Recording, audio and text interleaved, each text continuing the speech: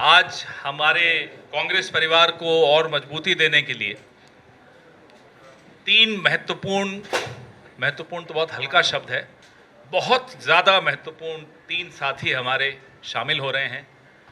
मैं हमारे सहयोगी अनिल जय हिंद यादव जी से आग्रह करूंगा कि वो इस प्रेस वार्ता को आगे बढ़ाएं और तीनों साथी, जो इनमें से कोई भी ऐसा नहीं है जो परिचय कम होता, जो आप सब जानते हैं, लेकिन फिर भी कुछ फॉर्मेलिटीज़ होती हैं, इसलिए मैं चाहता हूं कि अनिल जय हिंद यादव जी इस प्रेस वार्ता को आगे बढ़ाकर हमारे इन नए साथियों का परिचय दें।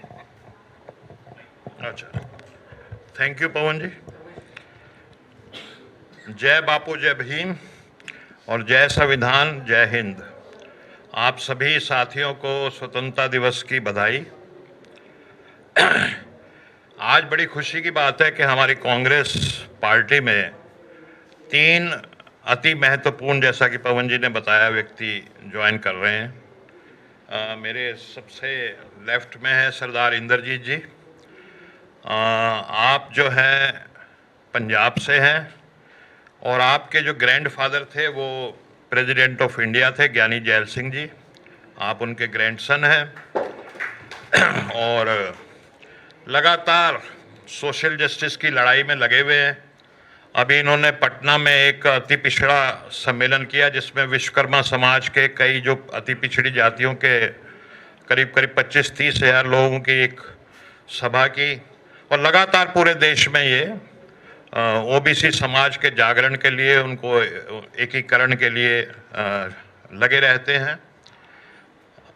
मेरे साथ मेरे लेफ्ट में प्रोफेसर रतनलाल जी बैठे हैं। ये भी किसी परिचय के मोहताज नहीं हैं। प्रोफेसर रतनलाल लगातार सामाजिक न्याय की लड़ाई, दलितों के मुद्दे, पिछड़ों के मुद्दे और जो इस देश में फिरका परस्ती है उसके खिलाफ लड़ते रहे हैं। बहुत सारी पुस्तकों के लेखक रहे हैं, अनुवाद किया है और ये अपने बारे में डिटेल में बताएंगे। और मेरे राइट साइड पे प्रोफेसर रविकांत है, लखनऊ यूनिवर्सिटी से। इनको भी आप अक्सर देखते हैं टेलीविज़न पे, जब कोई दलित मुद्दा आता है या जो सामाजिक न्याय का मुद्दा आता है तो बड़े बड़े चैनल इनको बुलाते हैं। आप भी प्रोफेसर भी हैं और कई पुस्तकों के लेखक हैं, लेख भी लिखते रहते हैं, तो अपनी डिटेल में ही बताएंगे। लेकिन मैं एक बात आप सबके सामने रखना चाहता हूँ आज के इस मौके पे कि हमारी आज़ादी की लड़ाई चल रही थी और महात्मा गांधी के नेतृत्व में कांग्रेस ने आज़ादी की लड़ाई लड़ी, कुर्बानियाँ दी। और उस समय कोई ऐसा नहीं था कि जब अंग्रेज से लड़ रहे थे 1885 से कांग्रेस शुरू हुई तो ऐसा नहीं था कि मंत्री बनना है, एमपी बनना है या कोई पावर हाथ में आएगी। सिर्फ कुर्बानी थी। कांग्रेस के लोग जेल में जाते थे महात्मा गांधी के नेतृत्व में और कुर्बानियाँ देते थे और देश आज़ाद हुआ।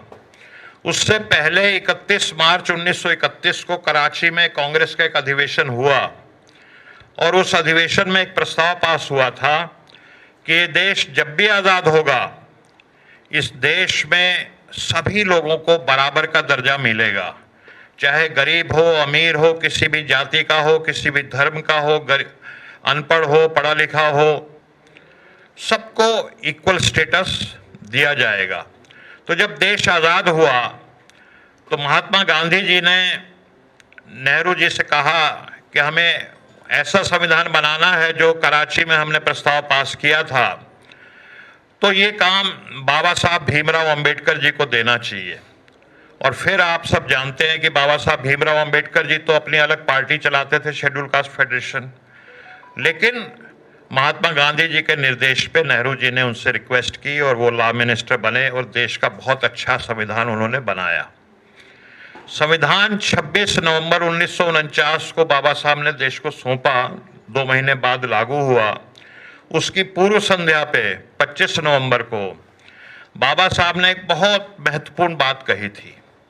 उन्होंने कहा था कि बहुत जल्दी इस देश में ये संविधान लागू हो जाएगा और 1 मैन 1 वोट हो जाएगा, 1 वोट इक्वल वैल्यू, यानी सभी लोग पॉलिटिकली इक्वलिटी आ जाएगी। लेकिन जब तक इस देश में सोशल इक्वलिटी और इकोनॉमिक इक्वलिटी नहीं आएगी तब तक ये देश मजबूत बनेगा नहीं। तो उसके लिए संघर्ष जारी रहना चाहिए। और आपने देखा पिछले 70 साल में कांग्रेस लगातार सामाजिक और आर्थिक बराबरी की लड़ाई लड़ती रही, और खासतौर पे हमारे न्याय योद्धा राहुल गांधी जी जिस तरह से कास्ट सेंसस और आरक्षण की 50% की सीमा तोड़ना, जितनी आबादी उतना हक, लगातार लड़ रहे थे। और इस लड़ाई के चलते चलते अचानक आपने देखा कि जो हुकूमत है, जो मनुवादी सरकार है, उसने किस तरह से हमारे जो गरीब दलित पिछड़ों के वोट के ऊपर अटैक किया। और बिहार में ये जो आप देख रहे हैं स्पेशल इन्वेस्टिगेशन रिव्यू टाइप का जो एक मुहिम शुरू किया, तो वो तो जो बाबा साहब ने कहा था कि 1 वोट इक्वल वैल्यू, वो भी एक तरह से दलित पिछड़ों की आज छीनने की बात हो रही है। तो ऐसी स्थिति को देखते हुए वो कहते हैं ना कि तारीख की नज़रों ने वो मंजर भी देखे हैं जब लम्हों ने खता की थी, सदियों ने सजा पाई। तो आज उस नाजुक दौर से हमारा देश गुजर रहा है। और ऐसी स्थिति में जितने भी सोशल एक्टिविस्ट हैं वो ये सोचते हैं कि अब घर बैठने की बात नहीं है, अब हमें राहुल जी का इस पॉलिटिकल मुहिम में साथ देना होगा।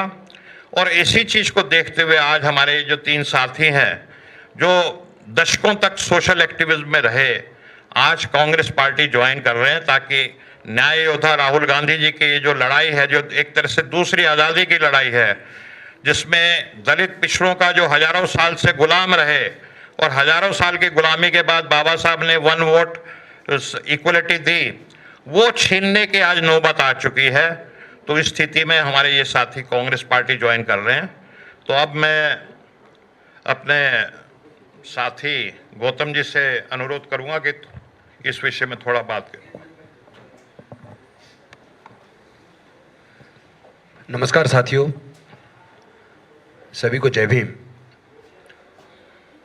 आज बड़ी खुशी की बात है और मुझे तो बहुत फ़ोन आ रहे हैं पूरे देश के कोने कोने से कि जो सामाजिक न्याय, जिसमें सामाजिक, आर्थिक, राजनीतिक समानता की लड़ाई जो हम लोग वर्षों से लड़ रहे हैं, उस लड़ाई में वर्षों तक हमारे साथ पूरे देश में सामाजिक न्याय के लिए आंदोलन में साथ रहे, चाहे वो 13 पॉइंट रोस्टर के खिलाफ आंदोलन हो, चाहे वो SC/ST prevention of atrocities act को डाइल्यूट करने के खिलाफ 2 अप्रैल 2018 का आंदोलन हो, या जितने भी सामाजिक न्याय के आंदोलन, चाहे वो वोट चोरी के खिलाफ, EVM के खिलाफ जो लंबा हमने संघर्ष हम लोगों ने किया पूरी टीम के माध्यम से, तो उनमें से हमारे महत्वपूर्ण साथी जो हिंदू कॉलेज के अंदर इतिहास के प्रोफेसर हैं रतन लाल जी, वो आज हमारे साथ इस सामाजिक न्याय की इस लड़ाई में, जिसका नेतृत्व आज आदरणीय राहुल गांधी जी कर रहे हैं, उसमें शामिल हो रहे हैं। तो मैं आदरणीय रतन लाल जी का स्वागत करता हूं कांग्रेस के अंदर। और दूसरे प्रोफेसर रविकांत जी लखनऊ विश्वविद्यालय से, जो पूरे उत्तर प्रदेश ही नहीं बल्कि वो भी हमारे साथ पूरे देश के इस आंदोलनों में लगातार शामिल रहे हैं, लेकिन सामाजिक तरीके से रहे। जब सामाजिक न्याय की लड़ाई न्याय योद्धा राहुल गांधी लड़ी रहे हैं, संसद के अंदर भी और संसद के बाहर भी, तो फिर अलग होके क्या लड़ना, क्यों ना मिल के साथ लड़ा जाए। इसी सिद्धांत के तहत प्रोफेसर रविकांत जी आज हमारे साथ कांग्रेस में शामिल हो रहे हैं। हमारी ताकत को बढ़ाने के लिए मैं प्रोफेसर रविकांत जी का भी स्वागत करता हूं। और इंद्रजीत जी मेरे पुराने साथी हैं, हम लोग सामाजिक न्याय में कई मुद्दों पे हमारी साथ चर्चा हुई है। वो भी आज, ये महत्वपूर्ण नहीं है वो किस परिवार से हैं, वो बेशक ज्ञानी जेल सिंह जी के पोते हों, लेकिन वो सामाजिक न्याय के मुद्दों पे हमारे साथ रहे हैं, वो भी आज कांग्रेस में शामिल हो रहे हैं। ये एक सामाजिक न्याय का आंदोलन संसद से लेकर सड़क तक आदरणीय राहुल गांधी जी लेकर चल रहे हैं, तो वो ताकत पूरे देश में बढ़ रही है। मुझे खुशी है कि अनेकों लोग जो अलग अलग संगठनों में काम कर रहे थे, चाहे भीम आर्मी में, आज़ाद समाज पार्टी में, बसपा में, बामसेफ में, वो बहुत बड़ी मात्रा में लोग हमारी टीम के साथ जुड़ते जा रहे हैं। और ये इस बात को और इंगित करता है, इशारा करता है कि सामाजिक न्याय की लड़ाई में राहुल गांधी अकेले नहीं है। उनको कुछ अपने लिए चाहिए नहीं, वो हर चीज़ कुर्बान करने के लिए तैयार हैं और उनकी कुर्बानी बेकार नहीं जाएगी। हम उनको अकेला नहीं छोड़ सकते। सामाजिक न्याय के योद्धा पूरे देश के अंदर आज हमारे साथ शामिल हो रहे हैं। तो मैं अपने तीनों साथियों का पार्टी में पवन जी। धन्यवाद गौतम साहब। अब मैं ये सोच रहा हूँ कि आपके बगल में इंद्रजीत जी बैठे हैं, तो आप उनको अंगवस्त्रम पहना के उनका स्वागत कीजिए, और अनिल जी आप प्रोफेसर रतनलाल जी को करिए, और मैं डॉक्टर रविकांत जी को।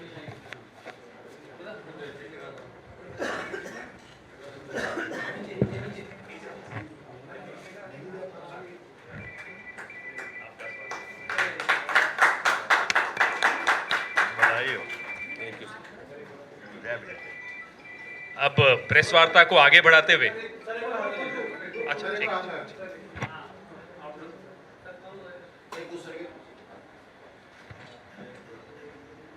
Thank you. मैं आग्रह करूंगा आप भी थोड़ा थोड़ा बोलें, तीनों तो अच्छा रहेगा। तो इंद्रजीत जी, मैं आपसे आग्रह करूंगा कि पहले आप 2 शब्द।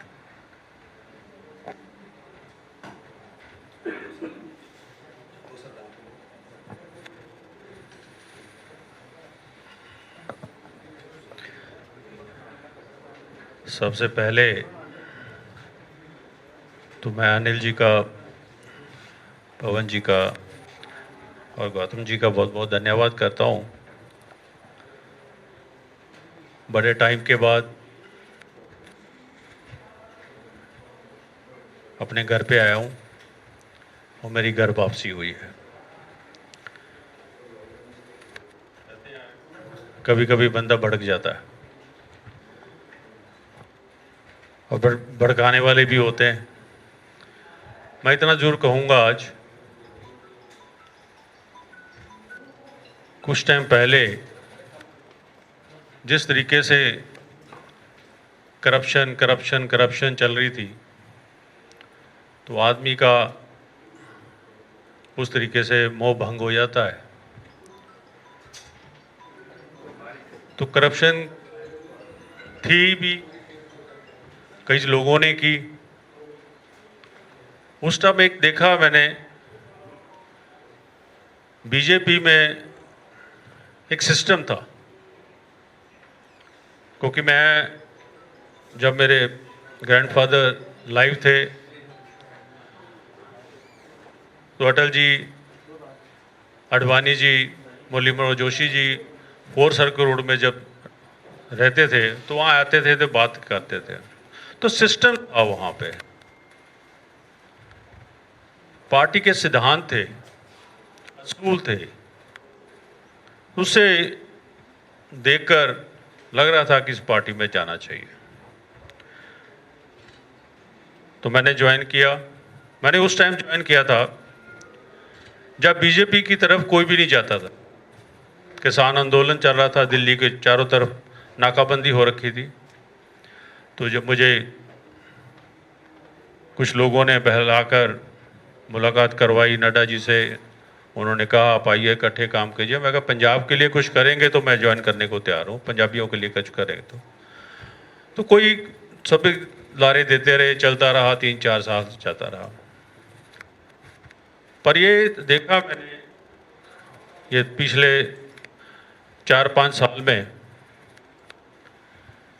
कि कुछ जो गलत लोग थे पार्टी के अंदर, कांग्रेस के अंदर, वो कांग्रेस छोड़कर चले गए। अब जो है वो सारे के सारे बीजेपी में चले गए। अब जो कांग्रेस है नीट एंड क्लीन हो गई। अब यहाँ पे राहुल जी ने जिस तरीके से एक चंडीगढ़ प्रोग्राम हुआ था, अनिल जी ने करवाया था, तो मुझे भी वहाँ बुलाया गया। जब मैंने राहुल जी की स्पीच सुनी, मैं तब से जानता हूँ राहुल जी को, जब मेरे ज्ञानी जी ग्रैंडफादर प्रेसिडेंट थे तो राहुल जी और प्रियंका जी आते थे, हम इकट्ठे स्विमिंग पूल में स्विमिंग करते थे, बातें बूतें करते। तो मैं भी छोटा था, वो भी छोटे थे। पर उनकी जो स्पीच अभी मैंने सुनी चंडीगढ़ के अंदर, वो एक दिल को छू गई। जो मैं करना चाहता था ओबीसी के लिए, बैकवर्ड्स के लिए, जो ज्ञानी जी भी चाहते थे, वो उनके अंदर एक दर्द है। वो चाहते हैं कि बैकवर्ड ओबीसी सारे मिलकर एक उठे। उनका जो हक है 62% एक मायने रखता है, उनकी लड़ाई लड़ रहे हैं। तो मुझे ये लगा, और बीजेपी में भी देखा मैंने, वो ओबीसी को यूज करते हैं और करते नहीं ओबीसी के लिए। क्योंकि मैं उदाहरण सामने बैठा हूं आपके, लारे देना। और कुदरती मैं कहना चाहता हूं, इस टाइम पे एक आदमी होता है झूठ, एक झूठ, जैसे कि मान लो गोल होती गेंद होती है तो, और झूठ बोलो तो घूम जाती है, कहीं किधर भी चली जाती है। पर जो हमारे देश का नेतृत्व कर रहे हैं और लीडर हैं काफ़ी बीजेपी के बड़े, वो आप जानते होंगे, नाम नहीं मैं लेना चाहता, वो जैसे स्केयर होता है ना, स्केयर, वो तो नहीं रुड़ता ना, वो उसको भी रुड़ देते हैं। बोला इस तरीके से झूठ बोलते हैं। तो आगे लगाकर आज जिस तरीके से राहुल जी ने, मेरी रिसेंटली मुलाकात हुई उनसे, बैठ के हम बैठे, 1 घंटा उन्होंने टाइम दिया, फिर मुझे भी 4-5 मिनट बात की। मैंने बोला कि दोनों मिलके इकट्ठे काम करते हैं, क्योंकि बहुत टाइम हो गया, जीएनजी आउट हो गए थे, अलग हो चुके थे। तो पूछा कि जीएनजी है क्या? मैं ज्ञानी फैमिली एंड गांधी फैमिली। और ये देखिए, जब तक गांधी फैमिली और ज्ञानी फैमिली इकट्ठी रही है तो हमने अच्छे अच्छे काम भी किए और देश की भी तरक्की भी हुई है। तो आज देश किस तरीके से कहाँ खड़ा है ये आप लोग भी जानते हैं। मैं एक चीज़, छोटी सी बात करूँगा। ये आप हंसोगे क्योंकि टाइम नहीं होता। आज से 2014 के बाद, 14 से पहले की बात है, वाइफ को 2-3 हज़ार रुपया दे दो तो महीने भर की ग्रॉसरी लेके आ जाती थी घर के। एग्री है या नहीं एग्री? और ये 4-5 महीने पहले मैं ड्राइवर नहीं था तो खाली बैठा था मैं भी घर पे, तो वाइफ कहती प्लीज़ अपन जाके ग्रॉसरी ले आते हैं। मैं कहा चलो चलते हैं। तो ग्रॉसरी लेते रहे, वही ग्रॉसरी वो 9,000 की आई। जब बिल दे रहे हैं कि मैं, तू तो 2-3 हज़ार में रहती, 9,000 का लिया क्या है? कहती आपको पता ही नहीं है महंगाई कितनी बढ़ गई है। तो मैं तब दिमाग में एक चीज़ आई है मेरे कि जिस बंदे की 5-6 हज़ार तनख्वाह होगी वो कैसे घर चलाएगा? देश का क्या हालत हो गई है? तो ये चीज़ चेंज होनी चाहिए। और ये कई चीज़ें हैं जो दिमाग में आई हैं, तो फिर मन वो हो गया। बाकी राहुल जी से मिले, उन्होंने बड़ा अच्छा प्यार दिया। तो अब भगवान से यही दुआ करूँगा कि हम दोनों मिलकर काम करें, ओबीसी के लिए भी, एससी के लिए भी, और जो इनके हक है उनकी लड़ाई लड़ें, उनका साथ दूं मैं। और इसीलिए मैंने अनिल जी से बात की तो अनिल जी ने कहा ज्वाइनिंग कीजिए आप। राहुल जी ने कहा नहीं, इनकी ज्वाइनिंग करवाइए। तो आज आपके सामने बैठा हूँ और मुझे खुशी है इस बात की, मैं अपने घर वापस आया हूँ। क्योंकि ये परिवार हमारा, ज्ञानी जी का परिवार, बचपन से कांग्रेस में ही पैदा हुए हैं, कांग्रेस का ही देखा है। तो कहते हैं कि जब पढ़ने बंदा जाता है तो पहली क्लास से पूरा फाइनल तो नहीं होती, तो थोड़ी थोड़ी क्लासें ली है बाहर जाकर, अब फाइनल क्लास में आ गया हूँ। धन्यवाद।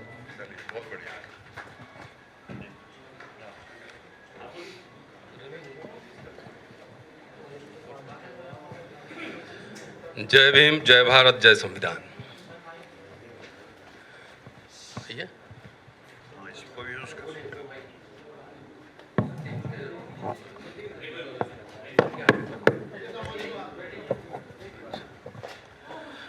आप सभी का शुक्रिया, पवन जी, अनिल जी और गौतम साहब। बहुत दिनों से अनिल जी कह रहे थे, वैसे मैं पेशे से शिक्षक हूँ, लेकिन आज बहुत शॉर्ट बोलूँगा क्योंकि 1 घंटा बोलने की आदत है। तो अनिल जी, गौतम साहब कह रहे थे बहुत दिनों से कि यू शुड ज्वाइन कांग्रेस, कि आप कांग्रेस ज्वाइन कीजिए, और मैं कहता रहा कि कांग्रेस को एक आंदोलनकारी पार्टी बनने दीजिए। जब सत्ता में कोई पार्टी होती है तो बहुत लोग चिपकते हैं, लेकिन आंदोलन के समय बहुत लोग फिर दूसरे सत्ता की ओर भाग जाते हैं। तो आंदोलनकारी पार्टी बनने दीजिए। हम लोग तो जो 10 साल से काम कर रहे हैं, सिर्फ इंडियन रिपब्लिक और इंडियन कॉन्स्टिट्यूशन का इतिहास बता रहे हैं, और इसका क्रेडिट कांग्रेस पार्टी को ही जाता है। बाबा साहब ने 1947 में एक मिनी कॉन्स्टिट्यूशन लिखा था, स्टेट एंड माइनॉरिटी, और नेहरू जी भी सोशलिस्ट थे। बाबा साहब ने जो सपना देखा था स्टेट सोशलिज्म का, और आप यकीन मानिए, अगर भारत का 40 साल का इतिहास पहला देखिए, भारत उस समय गरीब था, लेकिन नेहरू जी, इंदिरा जी, राजीव जी, सबने स्टेट सोशलिज्म के आइडिया को आगे बढ़ाया। अगर वो स्टेट सोशलिज्म नहीं होता तो हमारे जैसे लोग दिल्ली विश्वविद्यालय में पढ़ाते हुए नहीं होते। पाकिस्तान उधर फौज और सेना बंदूक खरीद रहा था, बना रहा था, लेकिन नेहरू जी यहाँ पब्लिक इंस्टीट्यूशंस बना रहे थे। AIIMS, universities, steel plants, mining college तमाम बना रहे थे। फ्री एजुकेशन, और ख़ास तौर से मैं दलित पर्सपेक्टिव में कहूँ तो पूरा जो दलित मिडिल क्लास का फॉर्मेशन है, वो आज़ादी के बाद 26 जनवरी 1950 के बाद और 90 तक ले लीजिए, इसी में Dalit middle class, urban middle class का फॉर्मेशन हुआ है, जो हमारे जैसे लोग आज ब्रांडेड कपड़े पहन के घूम रहे हैं। और ये कैसे हुआ? एक किताब में पढ़ रहा था, 26 जनवरी 1950 से लेकर 1982 तक 20 लाख SC ST सरकारी कर्मचारी हो गए थे। मैं समझता हूं कि भारतीय संविधान और भारतीय गणराज्य की एक शानदार उपलब्धि थी। और गरीब भारत ने मुफ्त में शिक्षा दी, सबको दी। सवर्ण भी बढ़े, पिछड़े भी बढ़े, दलित भी पढ़े, वजीफा मिलता था स्कूल में, ब्लॉक में, गांव में जो लोग पढ़ते होंगे याद होगा। स्कॉलरशिप, फ्रीशिप, आप याद कीजिए 70 का दशक, अखबार में एडवर्टीजमेंट निकाल कर बुलाया जाता था कि आइए IIT में एडमिशन होगा, मेडिकल में एडमिशन होगा। तो ये सब हुआ। मोदी जी कहते हैं कि 70 साल में कुछ नहीं हुआ। कौन कहता है कुछ नहीं हुआ? 70 साल में और 40 साल के शुरुआत में जो हुआ, उसी को आप बेच के खा रहे हैं। फ्री में एजुकेशन मिला, नौकरी मिली, पेंशन मिला। इंदिरा जी ने पेंशन भी लाया, और पंडित अटल बिहारी वाजपेयी जब आए तो सबसे पहले पेंशन छीन लिए, डिसइन्वेस्टमेंट मिनिस्ट्री बनाए। क्यों? आरक्षण खत्म करने के लिए। अब मोदी जी आए तो रफ्तार दे दिए। इवन मनमोहन जी के शासनकाल में भी पब्लिक सेक्टर यूनिट बने हैं, कोई गूगल करके देख सकता है। और यहां एक भी पब्लिक सेक्टर यूनिट नहीं बना है, एक कॉलेज, एक यूनिवर्सिटी नहीं बना है। तो गरीब भारत ने हमें जो दिया था, सबको दिया था। वो अमीर भारत, 5 ट्रिलियन वाली इकॉनमी, नरेंद्र मोदी जी की सरकार, भाजपा, RSS संघ परिवार छीन रहा है। वोट चोरी हो रही है। और मैं देख रहा था सोशल मीडिया, राहुल जी को 6 महीने लगा एक कॉन्स्टिट्यूएंसी का एनालिसिस करने में, और बीजेपी के MP को एक ही दिन में 4 लोकसभा का मिल गया। जब संवैधानिक संस्थाओं का हरण हो रहा हो, बेईमानी, वोट की चोरी, डकैती हो रही हो, जब पब्लिक सेक्टर यूनिट को तबाह किया जा रहा हो, तो वैसे में किसी भी चिंतनशील व्यक्ति के लिए यह जरूरी है, जो भारतीय संविधान, भारतीय गणराज्य से प्यार करता है, उसमें उसका विश्वास है, जरूरी है उसके लिए कि वो कांग्रेस के साथ है और इंडिया गठबंधन को मजबूत करे। और इसीलिए देखिए, विश्वविद्यालय क्या होते हैं? ज्ञान विज्ञान के सृजन के केंद्र होते हैं। क्रिटिकल एनालिसिस होता है, मोदी जी की सरकार ने विश्वविद्यालयों को किला बना दिया है। आप किसी कॉलेज में घुस नहीं सकते, यूनिवर्सिटी में घुस नहीं सकते हैं। दिल्ली विश्वविद्यालय में पढ़ा हूं, मुझे याद है कि जुबली हॉल माल रोड से लेकर कमला नगर तक वीसी ऑफिस के सामने पैदल घूमते थे, कोई पूछने वाला नहीं होता था। आज किसी कॉलेज के गेट के अंदर घुस के दिखा दीजिए आप, स्टूडेंट भी नहीं जा सकता है, टीचर भी नहीं जा सकता है। तो विश्व गुरु ये बना रहे हैं कि विश्व गुरु बना रहे हैं, ये सवाल सबसे महत्वपूर्ण है। मैं सिर्फ दलित की बात नहीं कर रहा हूं। क्या जब पब्लिक सेक्टर यूनिट बने, जब फ्री एजुकेशन मिला, जब फ्री नौकरियां मिली, पेंशन मिला, तो क्या इसका लाभ ब्राह्मण को नहीं हुआ? आज पेंशन गया तो किसका गया? सबका गया ना। सबसे ज्यादा नौकरी में कौन थे? ओबीसी के कार्ड खेलते हैं मोदी जी। अरे इसी अर्जुन सिंह ने तो कम से कम मंडल 2 लगा दिया एजुकेशन में। इसको मैं क्रांति मानता हूं। अर्जुन सिंह जी ने, उस समय में मिलता था उनसे, मैं और सूरज यादव मंडल साहब लगातार मंडल 2 लाया। एक कोई कमीशन, एक कमेटी मोदी जी बैठाए हों ओबीसी के कल्याण के लिए, छोड़िए बाकी का, ओबीसी के ही कल्याण के लिए, तो मुझे बता दें। एट्रोसिटीज बढ़ रहा है। आप आरटीआई जो लगा था, आरटीआई डिफंक्ट कर दिया गया। आप आरटीआई लगाते रहो, कोई जवाब ही नहीं देगा। मैं तो सुप्रीम कोर्ट में एक आरटीआई के सवाल को लेकर केस लड़ रहा हूं, मुकदमा में। तो जो सारे संस्थाएं ध्वस्त हो रही हो, उस समय देश की जनता के सामने क्या विकल्प है? आज मैं टीचर हूं, प्रोफेसर पढ़ाता हूं। क्या मैं प्राइवेट कॉलेज में, आईआईएम में मैं पढ़ा सकता हूं अपने बेटे को? नहीं पढ़ा सकता मैं। मेरे पास रोज कई फोन आते हैं कि हमारे लिए क्राउड फंडिंग कर दीजिए, बच्चा का विदेश में एडमिशन हो गया, यहाँ फेलोशिप गायब है। SC/ST के लिए 2.5 लाख रुपया का सीलिंग लगा हुआ है। क्लास 4 का एम्प्लॉय भी 2.5 लाख से ज्यादा कमा रहा है। तो ये सवाल सर्व समाज का है।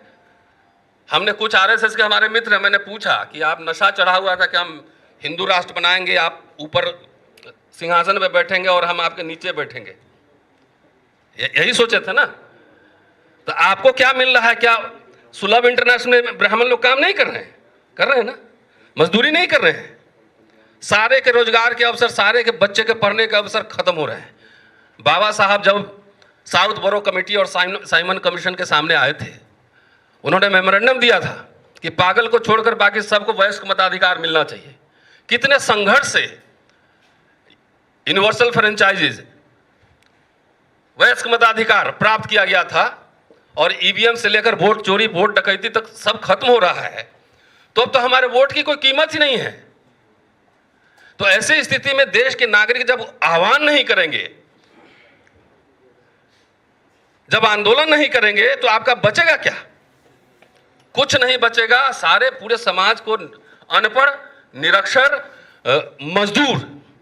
एक एग्जाम्पल देके मैं खत्म करूंगा। दिल्ली विश्वविद्यालय में मैं पढ़ाता हूं, 28 साल से पढ़ा रहा हूं।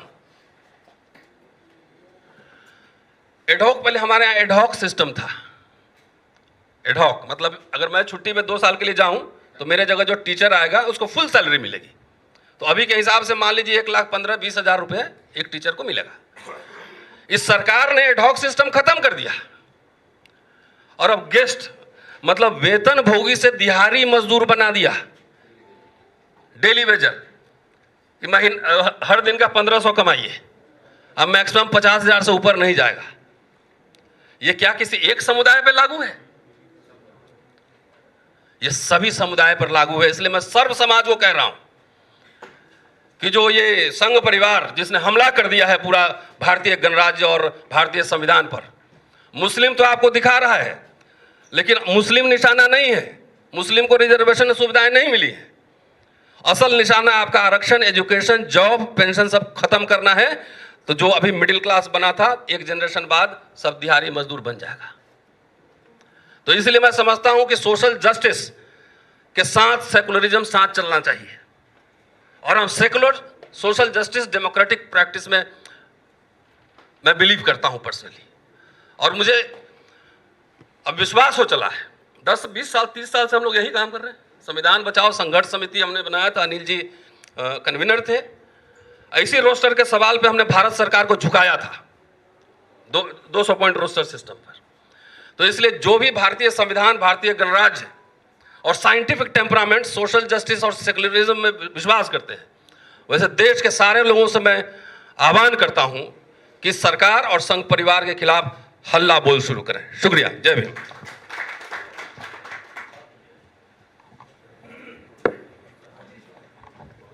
बहुत शुक्रिया।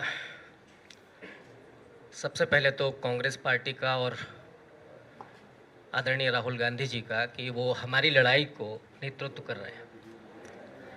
मैं पहले आपको अपना परिचय दे दूं। मेरी पढ़ाई लिखाई तो जेएनयू की है, लखनऊ यूनिवर्सिटी से पीएचडी किया, लेकिन मैं रहने वाला हूं उत्तर प्रदेश के बुंदेलखंड से, उस ज़िले से जहां सबसे गरीबी और बदहाली है, जालौन से। लेकिन मेरा एक रिश्ता नजदीक ले लो, नजदीक, थोड़ा नजदीक। कांग्रेस पार्टी से है और मुझे लगता है इस देश के प्रत्येक व्यक्ति का है।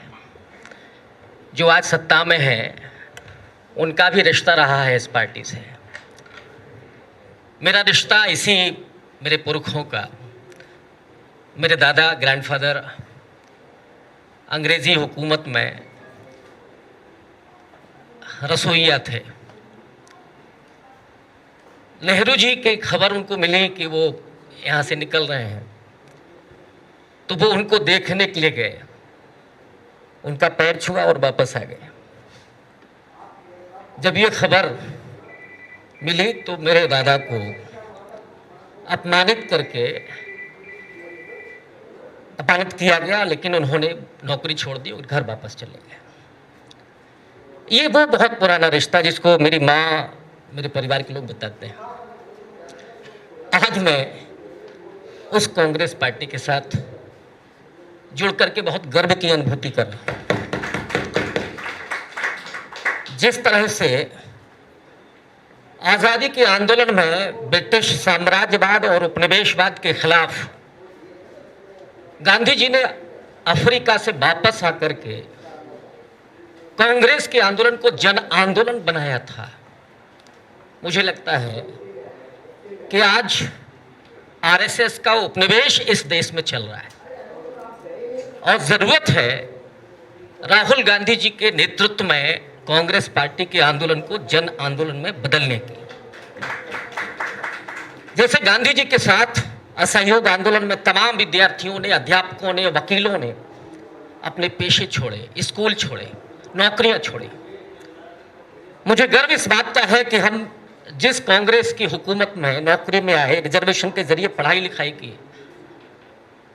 अगर इस हिंदुत्व के, आरएसएस के उपनिवेश के खिलाफ अगर हमें उस नौकरी की भी कुर्बानी देनी पड़ेगी तो मैं साथ खड़ा रहूंगा। मुझे आज गर्व की अनुभूति है उस कांग्रेस के साथ जुड़ने में जिसे गांधी जी ने अपने पसीने से सींचा था, सत्याग्रह और अहिंसा जैसे मूल्य दिए और अपनी जान की कुर्बानी दे करके इस देश की आत्मा को बचाया। मुझे गर्व हो रहा है उस कांग्रेस पार्टी के साथ जुड़ने से जिसे पूर्ण स्वराज का सपना आदरणीय नेहरू जी ने दिया, श्रद्धेय नेहरू जी ने दिया। और वो शख्स जो आजादी के लिए जेल में 9 साल से ज्यादा रहते हुए डिस्कवरी ऑफ इंडिया जैसी किताब लिखते हैं जिसमें भारतीयता को परिभाषित किया गया। क्या है भारत माता, ये नेहरू जी ने बताया। और आजादी के बाद प्रधानमंत्री रहते हुए राष्ट्रीय एकता, सामाजिक न्याय और गरीबी उन्मूलन के लिए जो उन्होंने काम किया, और काम ही नहीं किया। जो लोग नेहरू गांधी परिवार पर हमला करते हैं या तो वो नादान हैं या बदमाश हैं, वो दोनों ही हैं। क्योंकि नेहरू जी ने अपनी सारी संपत्ति इस देश के लिए दान कर दी और अपने आखिरी समय के लिए उन्होंने कहा था कि मेरे शरीर की मिट्टी को इस देश की नदियों में, इस देश की प्रकृति में मिला दिया जाए। उन नेहरू का मजाक उड़ाए बिना इस देश के प्रधानमंत्री की राजनीति नहीं चलती। और इसीलिए मैं अत्यंत गौरवान्वित हूं इस कांग्रेस पार्टी से जुड़ करके। मैं आज भावुक भी हूं उस कांग्रेस पार्टी के साथ जुड़ करके जिसने बाबा साहब डॉक्टर अंबेडकर को भारत का संविधान का निर्माता बनाया था। वो डॉक्टर अंबेडकर जो लगातार इसी कांग्रेस के खिलाफ सामाजिक न्याय का आंदोलन, दलितों की आज़ादी का आंदोलन लड़ रहे थे, लेकिन गांधी जी के मशवरे पर नेहरू जी और पटेल साहब ने बाबा साहब डॉक्टर अंबेडकर को संविधान सभा में न सिर्फ लेकर के आए, प्रारूप समिति का अध्यक्ष भी बनाया। और जिस भाषण की जिक्र किया था डॉक्टर अनिल जैन साहब ने, उसमें उन्होंने कहा कि मुझे आना था संविधान सभा में, लेकिन मैंने ये सोचा नहीं था कि मुझे प्रारूप समिति का अध्यक्ष बनाया जाएगा। तो इसलिए मैं बहुत भावुक हो रहा हूं कि बाबा साहब इस देश के पहले कानून मंत्री बने, उस देश में जहां मनुस्मृति के आधार पर 1000 साल तक शासन व्यवस्था चलती रही और दलितों का उत्पीड़न होता रहा। उसी दलित समाज से बाबा साहब निकल करके इस देश के संविधान की रचना करते हैं। और मैं आज के संदर्भ में बात करूं, आज जब इस देश के संविधान को ही खत्म करने की मुनादी की जा रही है, घोषित तौर पर मनुस्मृति लागू करेंगे, ये बात हुई 24 के पहले, जब इस देश में वो बुनियादी राइट, वोटिंग राइट, उसको खत्म करने की साजिश की जा रही है, सांप्रदायिक नफरत इस कदर पैदा की जा रही है, समाज को जोड़ने की साजिश रची जा रही है, उस समय इस देश में एक शख्स गांधी जी के रास्ते, बाबा साहब और नेहरू जी के सपनों को साकार करने के लिए निकल पड़ा है। और जब मैं इस बात पर विचार कर रहा था कि मुझे जाना चाहिए, नहीं जाना चाहिए, मुझे लगा कि अगर अभी नहीं तो फिर कभी नहीं। इस समय अगर हम राहुल गांधी जी के साथ नहीं खड़े होते हैं तो ये समाज और आने वाली पीढ़ियां हमें कभी माफ नहीं करेंगी। और इसलिए हम लोग तो पढ़ने लिखने वाले, हम लोग चाहते हैं कि हम पढ़ने लिखने का मौका मिले हमें, हम नहीं चाहते थे, सच बात यह है, लेकिन आज अपरिहार्य हो गया है।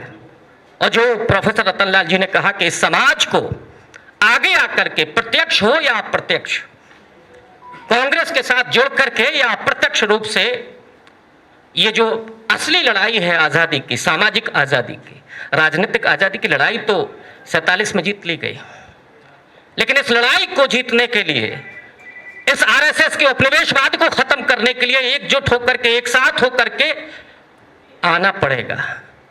और मैं अपने उस समाज को भी कहना चाहता हूं कि बाबा साहब के नैतिक प्रतिबद्धताओं के साथ कभी समझौता नहीं करूंगा। उस समाज के हितों और अधिकारों के लिए मैं इस पार्टी को ज्वाइन कर रहा हूं और मुझे पूरा विश्वास है, मैं फिर दोहराऊंगा कि बाबा साहब के नैतिक आदर्शों पर चल करके मैं अपने समाज के हितों और अधिकारों के लिए इस पार्टी के साथ जुड़ करके, इस देश के आइडिया ऑफ इंडिया के साथ जुड़ करके, राहुल गांधी जी के साथ जुड़ करके, खड़गे जी के साथ जुड़ करके इस देश में सामाजिक आज़ादी के सपने को हासिल करने के लिए प्रतिबद्ध हूं, कटिबद्ध हूं और हमेशा खड़ा रहूंगा। शुक्रिया, बहुत धन्यवाद, बहुत शुक्रिया पवन खेड़ा जी आपका, डॉक्टर अनिल जैन साहब आपका, गौतम जी आपका और आप तमाम दोस्तों का बहुत बहुत धन्यवाद।